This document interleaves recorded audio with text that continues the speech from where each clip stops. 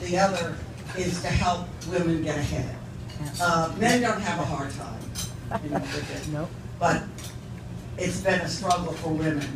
When I first cooked, I cooked in our International Student House in 1958-ish, or 59, and I loved it. I did it for 2 weeks, and I told my mother I wanted to be a cook. And she said, well, I desperately wanted you to be a lady. And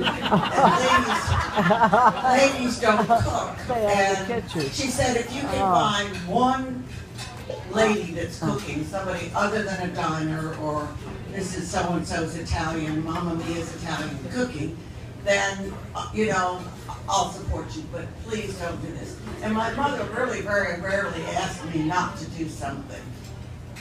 Usually, of course, she didn't know. but I didn't, and it took me, you know, it took me another 10 years until I moved to London with my favorite former husband, and I stumbled into the cordon bleu, and Julia Child came to my graduation day just by happenstance, and I didn't even know who she was. But that's when I found out that ladies could cook. It was so incredible. Yeah. My brother is here, and after I went to Mallorca and ran this restaurant for the rest of the semester in New Yorker because the French chef left because he couldn't find any women.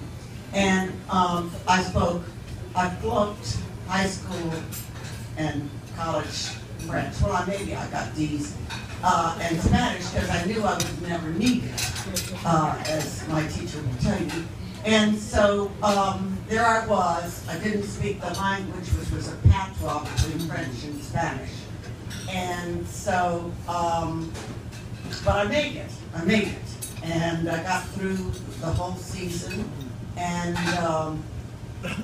it was an incredible experience. Then we came back to Georgia.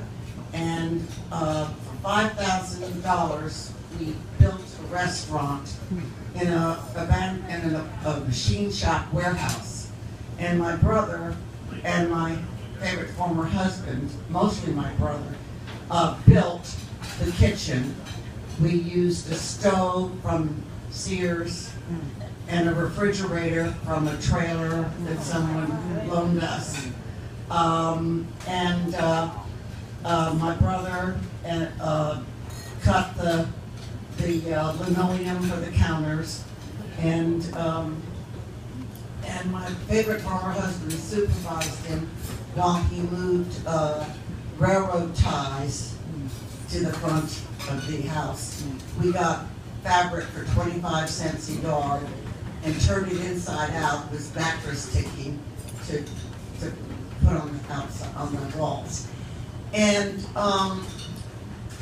you couldn't do that now for $5,000. You couldn't do that now for whatever $5,000 was then.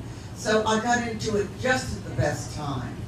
And we did have a national reputation within 3 years. And the deal was that whoever left had to keep the restaurant. But I actually left because I started the cooking school at Rich's, where I had 10,000 students, and I hadn't left the restaurant, but I didn't really run. I mean, I just was the overall chef.